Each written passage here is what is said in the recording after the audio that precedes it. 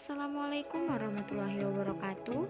Perkenalkan, saya Lailatul Solihat, NIM 1917102078 akan menjelaskan mengenai strategi pengembangan sumber daya manusia dalam dakwah.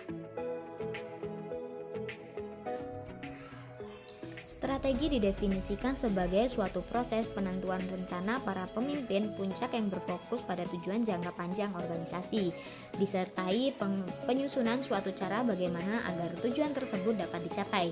Sedangkan menurut GR Terry, strategi berarti juga memilih bagaimana caranya sumber-sumber mungkin digunakan dengan efektif untuk mencapai suatu tujuan yang dinyatakan. Dengan demikian, istilah strategi dirumuskan sebagai suatu tujuan yang ingin dicapai, upaya untuk mengkomunikasikan apa saja yang akan dikerjakan oleh siapa yang mengerjakan, bagaimana cara mengerjakannya, serta kepada siapa hal-hal tersebut pula dikomunikasikan. Dan juga pula perlu dipahami mengapa hasil kinerja tersebut perlu dinilai. Upaya meningkatkan kualitas aktivitas dakwah sangat berkaitan dengan usaha meningkatkan seluruh komponen yang terlibat dalam kegiatan dakwah, yaitu kualitas sumber daya manusia serta sumber daya lainnya. Hal penting yang perlu diperhatikan adalah sejauh mana komponen-komponen dakwah itu diakumulasikan dalam proses pelaksanaan dakwah yang sistematis dan terpadu. Dengan kata lain, bagaimana kegiatan dakwah itu dapat berhasil dengan baik dan meningkat kualitasnya dengan mengembangkan kualitas sumber daya manusianya. Tujuan dan metode pengembangan sumber daya manusia. Tujuan pokok pengembangan sumber daya manusia adalah meningkatkan kemampuan, keterampilan, sikap, dan tanggung jawab sehingga lebih efektif dan efisien dalam mencapai sasaran program dan tujuan organisasi.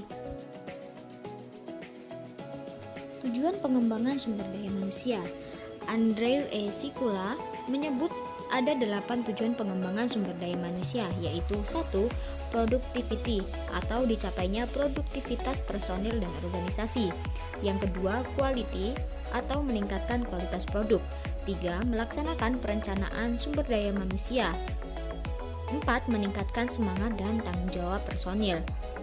5. Meningkatkan kompensasi secara tidak langsung. 6. Memelihara kesehatan mental dan fisik. 7. Mencegah menurunnya kemampuan personal. 8. Meningkatkan kemampuan individual personal. Metode pelatihan dan pengembangan dapat diklasifikasikan menjadi 1. Metode presentasi informasi. Yang pertama yaitu ceramah. Metode ceramah atau metode kuliah merupakan metode klasik yang telah lama dan banyak dipergunakan dalam pelatihan dan pengembangan. Metode ceramah tidak dapat digunakan untuk mengajarkan keterampilan yang menuntut banyak latihan dan sulit untuk mendapat perubahan sikap. Ceramah relatif kurang efisien untuk mentransformasikan pengetahuan. Yang kedua yaitu diskusi.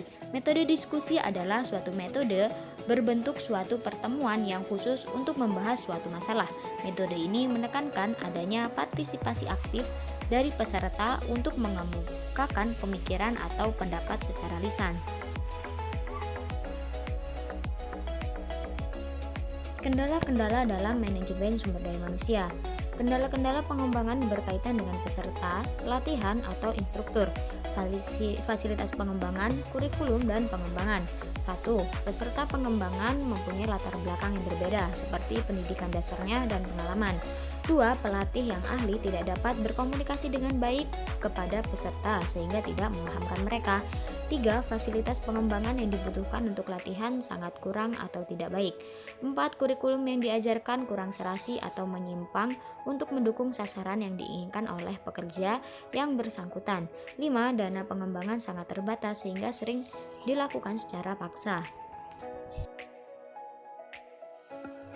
Cukup sekian penjelasan dari saya. Wassalamualaikum warahmatullahi wabarakatuh.